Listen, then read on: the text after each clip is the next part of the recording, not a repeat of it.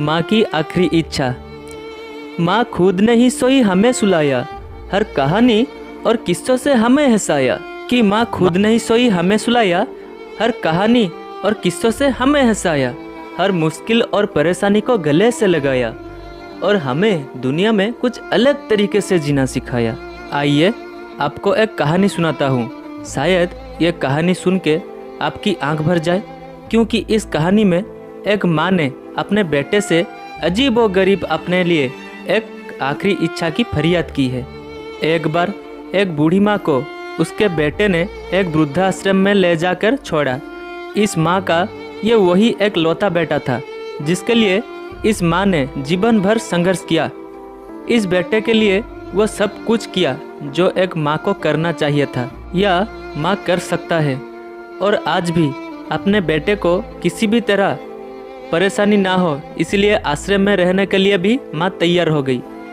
वृद्धाश्रम में रह रही माँ हमेशा अपने बेटे को याद करता, मगर बेटा केवल साल में एक बार उसको मिलने जाता या फिर फ़ोन पर बात कर लेता।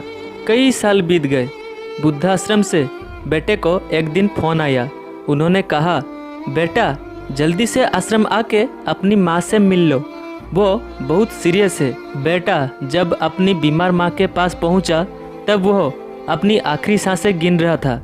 बेटे ने अपनी माँ से उसकी आखिरी इच्छा पूछते हुए कहा, माँ मैं तुम्हारे लिए क्या कर सकता हूँ, बताओ। माँ ने कहा, बेटा इस आश्रम में गर्मी और मच्छर बहुत ज़्यादा है, यहाँ पर कुछ पंखे लगवा देना। फ्रिज ना होने की वजह से यहाँ पर हम बूढ़ों को कई बार भूखे पेट ही सोना पड़ता है, क्योंकि किसी के दिए हुए खाना खराब होने से नहीं बचा पाते, तो इस आश्रम के लिए एक दो फ्रिज भी खरीद के दे देना। बेटे ने अपनी माँ की सारी बात सुनी और अपनी माँ से पूछा, आपने इतने साल यहाँ पर निकाल दिए पर आपने कभी भी ये बात मुझे नहीं कही, और अब जब आपके पास टाइम नहीं बचा तब आप यह सब कह रही है, ऐसा क्यों? माँ ने बेटे को जवाब देते हुए कहा, बेटा मैंने गर्मी, भूख और पीड़ा सहन कर ली, लेकिन मुझे पता है जब तेरे बच्चे तुझे यहाँ पर छोड़कर जाएंगे तब तू यह सब सहन नहीं कर पाएगा। इसीलिए तेरी सुविधा के लिए मैं तुझे यह सब लगाने के लिए कह रहा हूँ।